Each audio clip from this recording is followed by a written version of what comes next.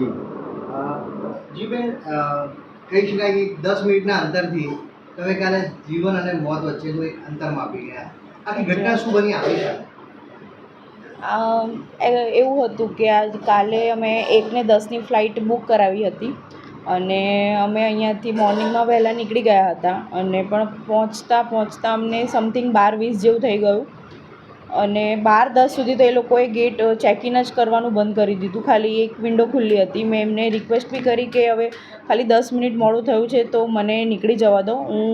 At the time તો હું એકલી જ હતી ત્યાં, એટલે મેં એવું કીધું કે મને એકલી જ બાકી રહી છું તો મને નીકળી જવા દો, પણ એ લોકોએ મને ના જ જવા દીધી.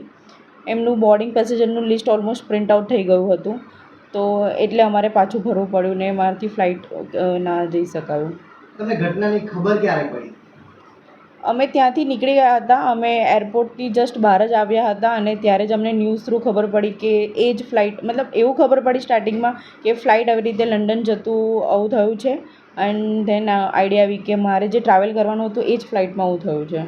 તમારું રિએક્શન શું હતું સૌથી પહેલું? કે એક રીતે કહીએ તો શરૂઆત તમને એવું લાગ્યું છે કે મારી સાથે ખોટું થયું, પણ પછી તમને લાગ્યું છે કે ઈશ્વરે આપને એકલા મિસ થઈ ગઈ હતી ત્યારે તો એવું જ હતું કે 10 મિનિટ 20 મિનિટ તો વહેલા આવી જતા તો મારાથી ત્યાં પહોંચી જવાતું, બટ સાંભળ્યા પછી તો રિલીફ થયું કે સારું થયું કે હું એટેન્ડ ના કરી શકી, પણ એકચ્યુઅલમાં જે થયું છે ઇન્સિડન્ટ આખો તે તો બહુ ખરાબ થયો છે.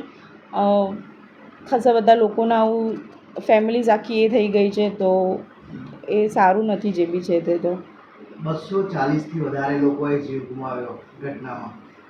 શું કેવી લાગણી અનુભવી રહ્યા છો કે આજે તમારી સાથે પેસેન્જરો આજે એમાંથી એક પણ ના બચ્યું? કેવી ફિલિંગ છે?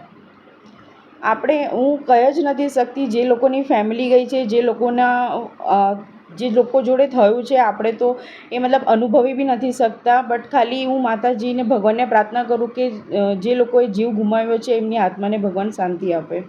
બેન, આવી જ્યારે દુર્ઘટના બની છે ત્યારે હવે તમને શું લાગે છે કે એવિએશન મિનિસ્ટ્રીએ, ખાસ કરીને એરલાઇન્સ કંપનીઓએ એવું શું પગલાં ભરવા જોઈએ જેથી આવી ઘટનાઓ ક્યારેય પુનરાવર્તન ન થાય? બસ હવે મેં એક જ એવી રિક્વેસ્ટ કરીશ એવિએશન કે આ એરલાઇન્સવાળાને કે તમે ખાલી સેફ્ટીને પ્રોટોકોલ્સ બધું પ્રોપરલી આપણે અહીંયા ઇન્ડિયામાં ફોલો થાય તો આવી ઘટના ફરીથી રિપીટ ના થઈ શકે ને આટલા બધા લોકોની ફેમિલીઝને આટલી બધી લાઈફ્સને જાનહાનિ ના પહોંચી શકે. Thank you.